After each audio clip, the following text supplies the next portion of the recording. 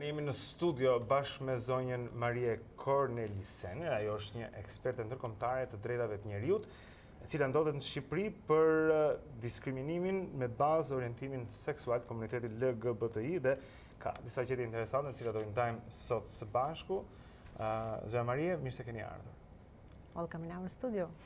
A mund ta nisim nga përfundimet që ju keni nxjerr, pra pikërisht nga studimi që keni bërë, çfarë ju ka rezultuar? So can we start speaking about the findings of the project? So what did it result in?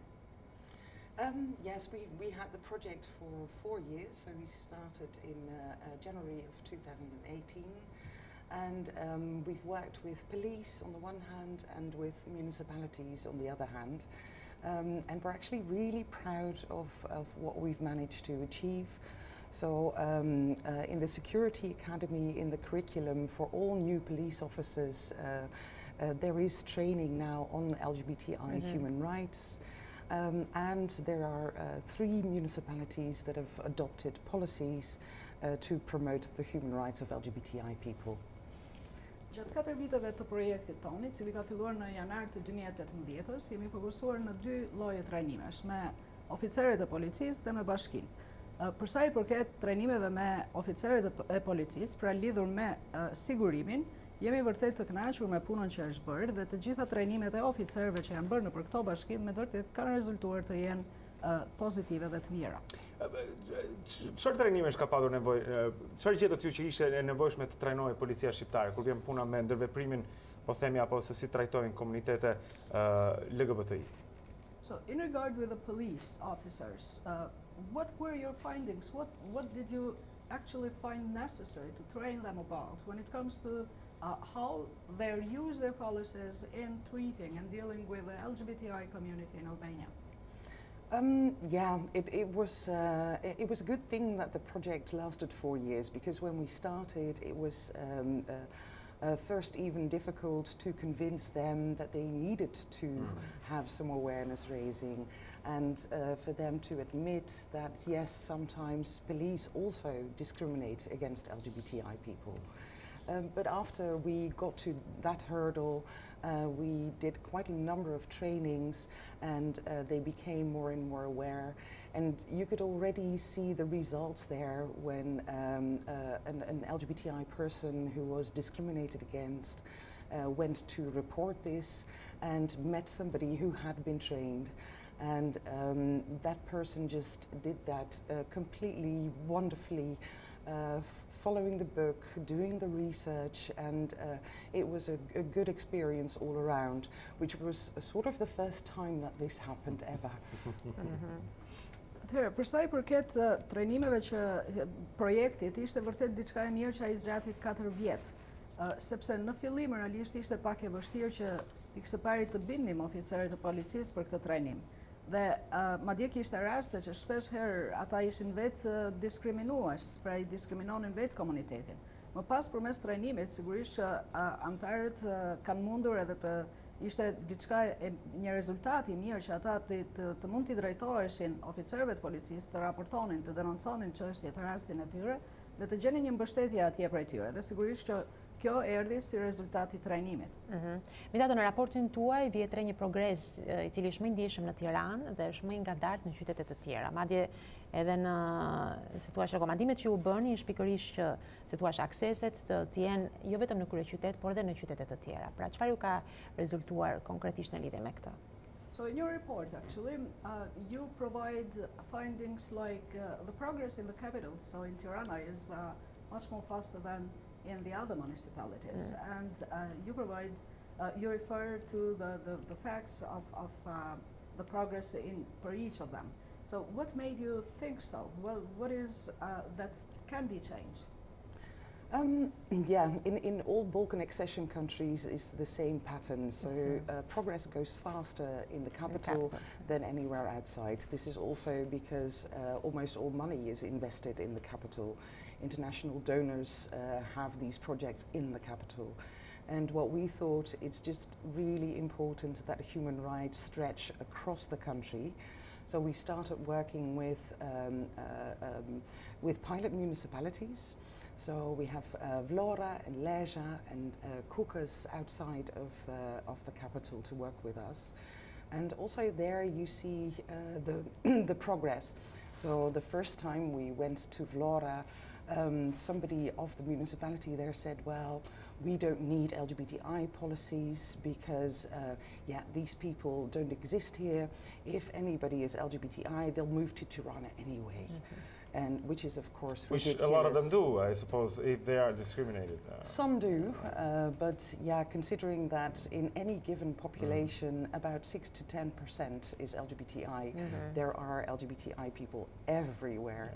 And but now, today actually, there will be a public event in Vlora on LGBTI in the project, and they will present their awareness-raising materials. So changing attitudes. Yeah, in the 4 years, the whole social department has changed their attitude and is now really doing their best. So we're very proud. Pra, nëse i referojmë shembullit modelit që gjithmonë kryeqyteti ka më shumë progres, kjo është edhe ajo që ka ndodhur edhe në vendet e tjera të Ballkanit, të cilat synojnë të adherojnë në Bashkimin Evropian. Në rast sepse arsyeja pse në fakt kjo ndodh është sepse të gjithë donatorët, gjithçka fillon nga kryeqyteti, investimet më të mëdha bëhen në kryeqytete. Megjithatë, kjo është edhe arsyeja, duke parë të progresin shumë të ngadaltë të vendeve, të qyteteve të tjera, kjo është edhe arsyeja pse ne e shtrim projektin pilot edhe në 3 bashkit e tjera të Vlorës, të Lezhës dhe të Kukësit. Madje mund të japim edhe rastin e Vlorës, kur në fillim, kur ne vajtëm për ta prezantuar projektin, atje menjëherë na u tha që Vlora nuk ka antar të komunitetit LGBTI prezent atje. Dhe edhe në rastin në qoftë se ka, me siguri do kenë ikur në Tiranë. Bazuar në shifra dhe fakte, 6 deri në 10% e popullsisë së çdo vendi ka orientim LGBTI. Megjithatë, tani, sot madje, për shkak edhe të projektit të implementuar, ne kemi për të mbajtur edhe evente në këto qytete, në Vlorë dhe në Lezhë, të cilat në fakt tashmë flasin vërtet edhe për progresin e arritur gjatë këtij projekti në 4 vite. Njëra ndër rekomandimet tuaja për të ardhmen është që krimet dhe gjuha e urrejtjes të mos mbeten pa ndëshkim. Flasim pak për këtë, pra pse u shtyt juve që ta bënit këtë rekomandim, cilat po themi krime apo të urrejtjes apo gjuhë të urrejtjes u has në kërkimet që bëhet në Shqipëri?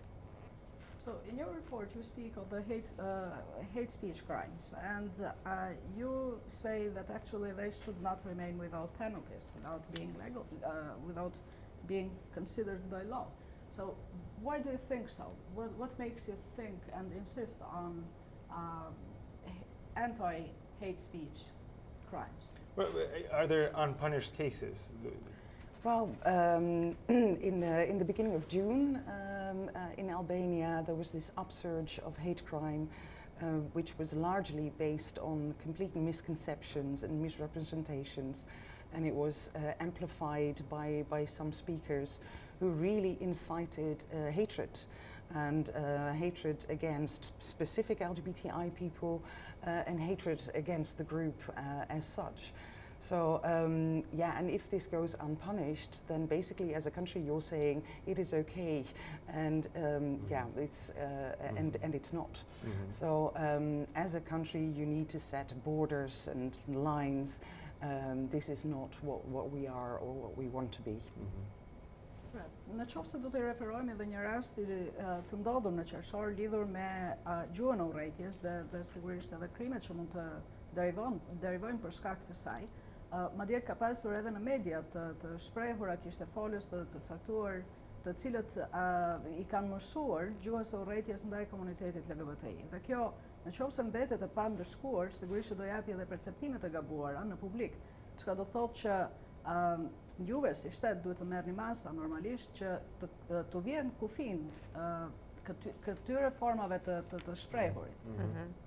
Mirë, në fakt edhe kjo ishte apo edhe një nga rekomandimet aty është dhe që pikërisht qeveria çfarë mund të bëjë më shumë me politikat e saj, si mund ta ndihmojë këtë komunitet për të qëndruar më pranë dhe për ta bërë, si thua, edhe pranimin më të lehtë, më të prekshëm.